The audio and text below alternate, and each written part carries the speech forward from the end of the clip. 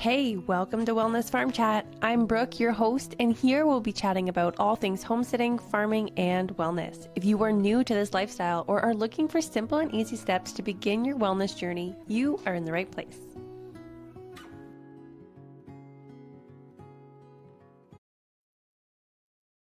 Hello and welcome to Wellness Farm Chat. Today I'm sharing a heartbreaking story that just happened 2 weeks ago. And like I said in previous podcasts, this whole podcast is literally me sharing all my failures and setbacks and a few successes, but right now I think I'm on a streak of failure. So a couple years ago, got this idea in my head that I wanted a miniature dachshund dog to join our farm because they are so cute and they're so fun and they're great farm dogs. They are just amazing. I don't know. I love them. And so we welcomed our little Gemma about 2.5 years ago, and she has been awesome. And one of the reasons why I wanted her was because I've always wanted to have puppies. And I've never bred dogs before. It was my first time attempting this. And I thought, I'll do my research. I'll find a stud. I will do everything properly, get proper vet checks, and do all the things. And so here we are, two weeks after she had her litter, and it has not gone well. So I'm going to share what happened, what I wish I did, and what I will not be doing again. So I found two breeders, and the first time I bred her last spring, she never got pregnant. It didn't work. So I decided to breed her with a different dog, and it worked. And we were so excited. She was really clearly pregnant.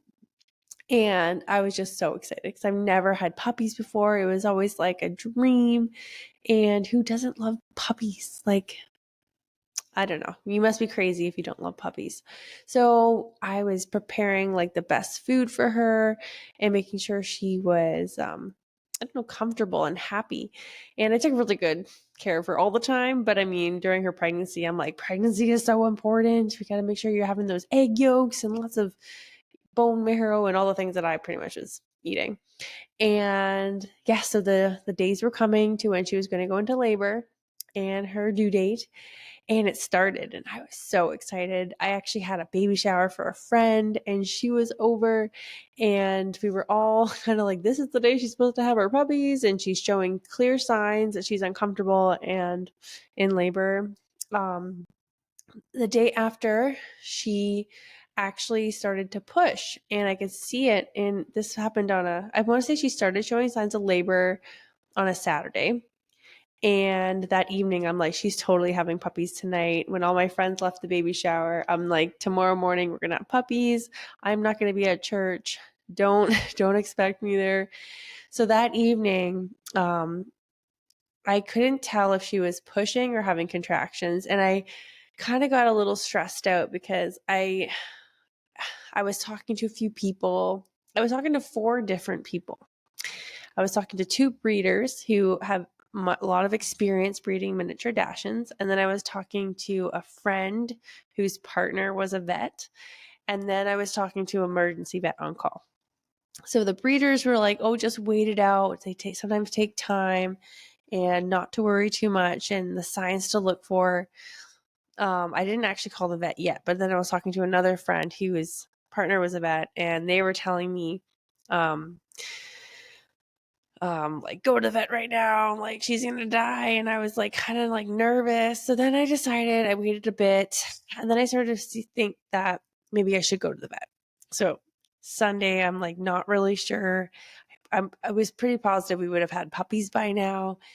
And she started to act like, not silly, but she started to be sick, like puking. And then I started to notice green stuff coming out. So when I noticed the green stuff, that's when I really started to panic. And I'm like, what is this? So I was talking to my husband. Google or whatever said that it's part of the amniotic sac. It's a little green and a little bit comes out. It's okay. It means the puppies are on their way. But I just had this bad feeling. So I want to say Labor started Saturday night, and I should have taken her to the vet Sunday morning, like right away. But I didn't know better. And I didn't take her till Sunday night. And it was Sunday evening when I'm like, something's really wrong. And I started to not feel puppy movement. And I'm kicking myself for not just taking her to the vet. Like yes, I'm really upset with myself. There's a lot of tears. And eventually I'm like, I can't do this anymore. I need to take her to the vet. So I call the vet. We talk. She told me to wait, actually. She was like, you should just come in the morning. And I'm like, I don't know. So I said I'd talk to my husband and then call her back. Called her back. I'm like, I want to take her right now. So she's like, okay, it's like the emergency on call vet. It was Sunday night. It's not like a great, it's emergency visit. And the one thing that was actually a little hard about this whole scenario is where I live is my vet is actually an hour and a half away and over a mountain pass. So it's not like I just drive 10 minutes into town and go to the vet. I go to a different vet, which is a little farther away. And so, yeah, I had to trek out there in that middle of the night, and she had a C-section.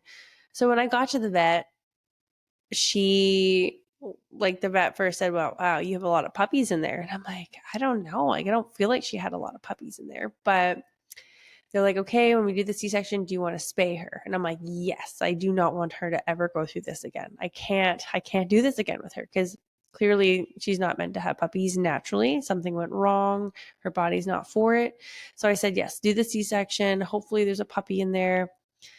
It was hard because on the drive over the mountain pass, I was really upset. It was like I was just me and Jesus.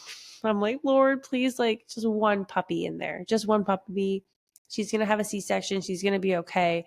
But I just want this one puppy to make it. And I felt no movement. There was no movement in her tummy. And I want to say 8 hours prior, there was movement. And I'm like, they're dead. Like, there's no way. And if I wait till the morning, they're 100% going to be dead. Like, I wasn't sure. So we take her, I get there, talk to the vet, and she's like, wow, she's big. She must have quite a few puppies in there. And they take her in. I go sit in the waiting room, and I'm just sitting there like, I feel so bad. I felt so bad that I did this to her, even though it's life. I could not control it. She could have had a beautiful pregnancy and delivery, but it just didn't work out for her. So I ended up waiting, and I want to say maybe 20 minutes later, they come out, and there is one little puppy. And that was like, oh, right when I saw him, they gave him to me, like, hey, you know what to do? And I'm like, no, I don't. So they taught me how to rub the puppy and make sure he keeps moving. And if he stops, just kind of rub him with the warm blankets. So I did that, and immediately I named him Jasper. And yeah, it was a gift, to say the least, because that's what I was asking for, just one puppy. And they said that there was 2 other puppies and they did not make it. And that I guess a puppy got stuck trying to come out and just died. It couldn't fit. And the puppies were really big. They were too big for her. And I don't know, the vet said that sometimes that happens. It's the way it goes, and not to beat myself up over it. But I am thankful that I got her spayed. I don't want to do that again. And yeah, it was a tough experience. I felt really bad. And if you have gone through a similar situation, I would love to hear from you, and I'd love to talk about it. I don't know anyone really who's done breeding before, but this was my first time, and it was heartbreaking. I got home really late at night, and then I had to take care of 4 little kids without any sleep. And I was very sad about the whole situation, but very thankful at the same time. Yeah, it hurt, and I felt very bad for my dog, and I love her a lot. So it hurt that she went through that, and I pretty much put her through that, and I don't want her ever to go through that again. So with all that being said, I learned a lot. The things I learned is I would definitely act quicker. With a sign of struggle, I didn't realize how soon the puppy should be coming out in labor when I noticed pushing or contractions. And I think the hard thing for me was I didn't know the difference between, or I couldn't really tell the difference with her with contractions and pushing. I was trying to watch her, trying to see what was going on. I didn't see any blood. I didn't see, too much. That it didn't look too bad. It wasn't until she started acting not herself. Like it wasn't a typical labor behavior like what I saw, because I watched tons of YouTube videos of miniature dachshunds giving birth and all the things, and I was like, hey, I know what it should look like. I know what I should be seeing. And it's hard with those YouTube videos of watching the labor because they edit a lot of the video. So you think it's like, a 20-minute video or a 30-minute video, but then they edit it. So it could have been 12 hours, it could have been 10 hours, it could have been really quick, it could have been 4. So I only had what I read on the internet and my gut. And I now are going to go with my gut a little sooner and act a little quicker next time. Yeah, it was a learning curve. I won't do it again. And I'm thankful my dog is okay. And she is all healed up and better now. And she's a beautiful little puppy. And she's a very good mom. She's very protective. She loves this little guy. And yeah, I'm really grateful for what happened. We got a little puppy. And I'm also grateful that I'm able to share this story with my listeners. And if anyone has gone through a similar situation and is feeling guilty or discouraged, there is light at the end of the tunnel.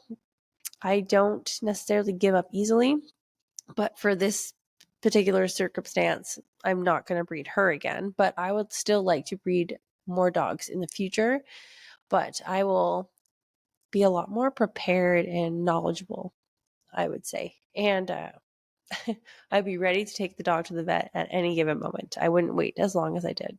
So yes, thank you so much for listening to this short, heartbreaking story. And I can't wait to share my next failure. Hopefully not. Maybe I'll have a good story next time, next week or in the next episode. Bye.